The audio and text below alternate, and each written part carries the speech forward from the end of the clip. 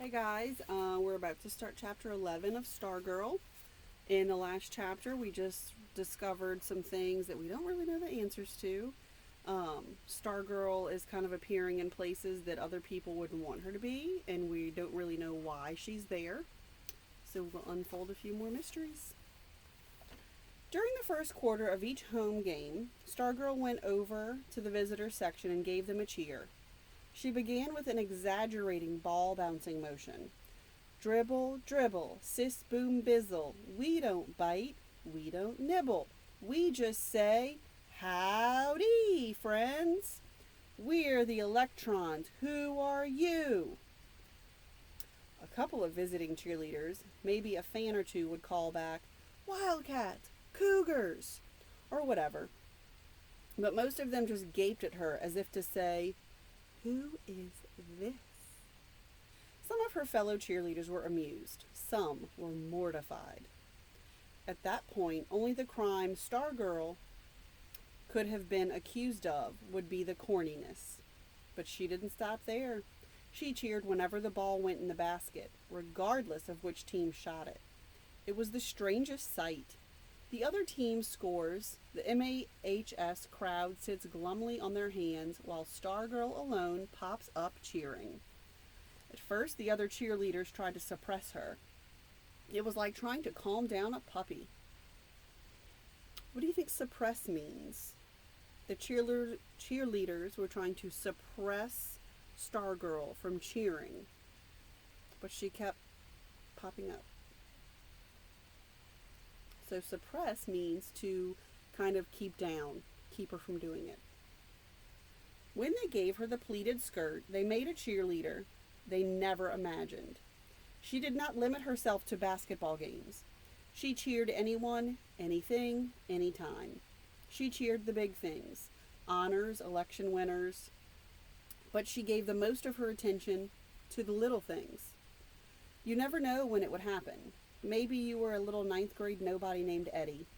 As you're walking down the hall, you see a candy wrapper on the floor. You pick it up and throw it in the nearest trash can, and suddenly, there she is in front of you, pumping her arms, her honey hair and freckles flying, swallowing you whole with those enormous eyes, belting out a cheer she's making up on the spot. Something about Eddie, Eddie, and the trash can teaming up to wipe out litter. A mob is gathering, clapping hands in rhythm, more eyes on you than all the previous days of your life combined. You feel foolish, exposed, stupid. You want to follow the candy wrapper into the trash can. It's the most painful thing that's ever happened to you. Your brain keeps squirting out a single thought. I'm going to die. I'm going to die. So when Stargirl cheers people on for doing simple things that you should do, people feel embarrassed because they don't want all that attention. And so when she finally finishes and her freckles settle back onto the bridge of her nose, why don't you? Why don't you just die? Because they're clapping for you, and that's why. And whoever heard of dying while they're clapping for you? And they're smiling at you. People who never even saw you before are smiling at you and slapping your back and pumping your hand, and suddenly it seems like the whole world is calling your name, and you're feeling so good you pretty much just float on home from school. And when you go to bed that night, the last thing you see before you zonk out are those eyes, and the last thing on your face is a smile. Or maybe you showed up at school with really unusual earrings, or you aced a test, or broke your arm, or got your braces off, or maybe you weren't even a person. Maybe you were a charcoal drawing on the wall done by an art whiz, or a really neat looking bug out by the bike rack. We wagged our heads and agreed what a goofy girl this was, maybe even officially crazy.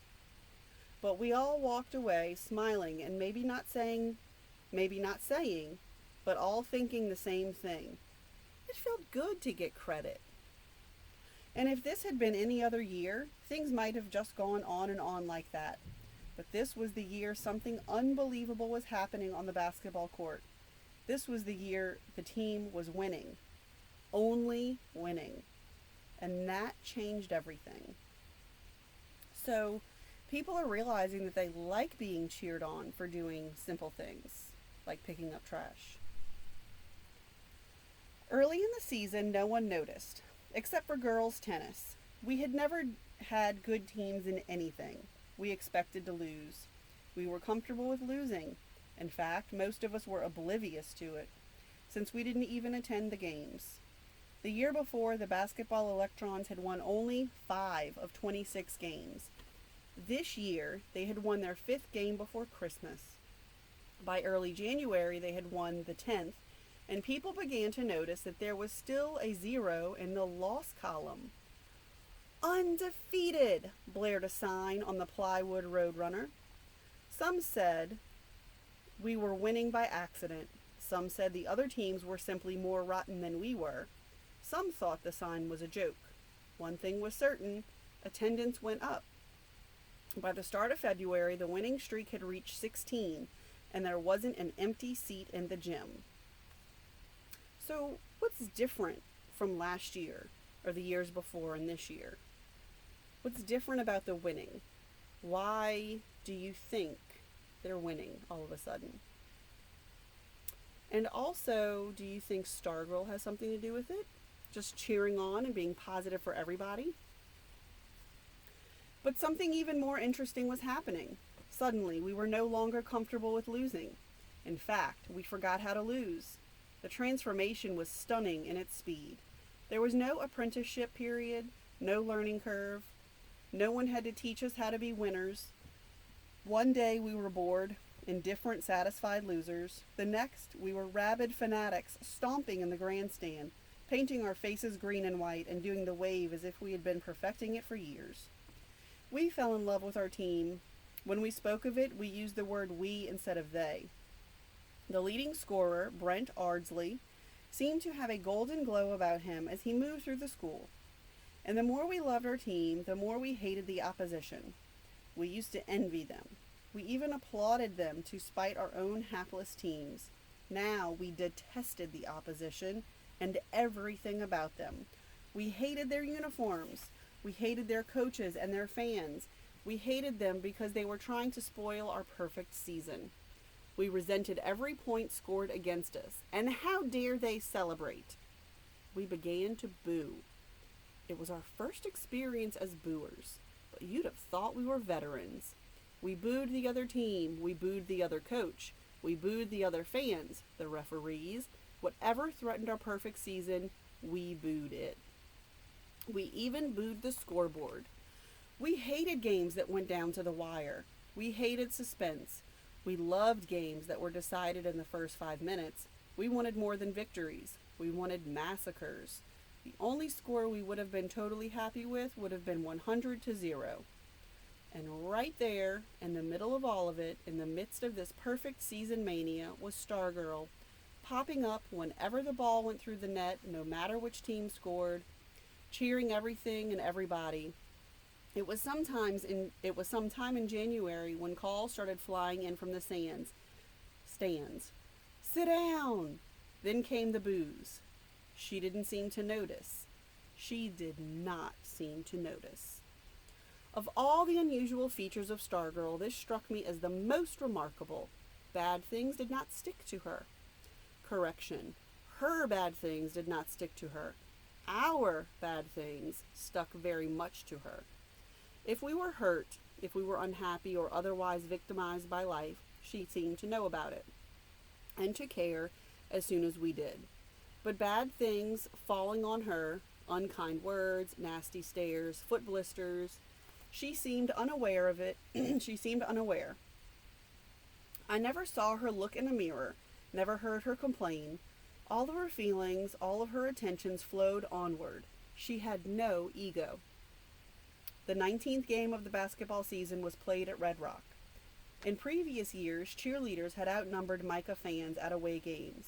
Not now. The convoy rolling across the desert that evening stretched for a couple of miles. By the time we were seated, there was barely room for the home team fans. It was the worst slaughter of the year. Red Rock was helpless. By the start of the fourth quarter, we were ahead 78-29. The coach put in the subs. We booed. We smelled 100 points. We wanted blood. The coach put the starters back in. As we howled and thundered in the stands, Stargirl got up and walked from the gym.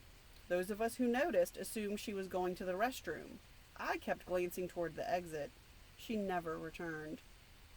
Within 5 seconds left in the game, the Electrons scored the 100th point. We went nuts. Stargirl had been outside the whole time chatting with the bus driver. The other cheerleaders had asked her why she left. She said she felt sorry for the Red Rock players. She felt her cheering was only making the massacre worse. Such games were no fun, she said. Your job isn't to have fun, they told her. Your job is to cheer for Micah High no matter what. She just stared at them. The team and the cheerleaders rode the same bus. When the players came out from the locker room, the cheerleaders told them what had happened. They devised a trick. They told Stargirl that someone had forgotten something in the gym, and would she please go get it. With Stargirl gone, they told the bus driver everyone was aboard and the bus made the 2-hour return trip without her. Wow, that is pretty mean. A Red Rock custodian drove her home that night. Next day in school, the cheerleaders told her it was all a big misunderstanding and acted as if they were sorry. She believed them.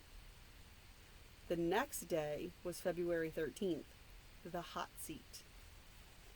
And that leads us to chapter 12, and we're going to stop. So, stay tuned to see what happens next. How does the hot seat go? How does Stargirl recover from people that she thought were her friends being mean to her and joking with her and leaving her? Let's see how that works out. Bye.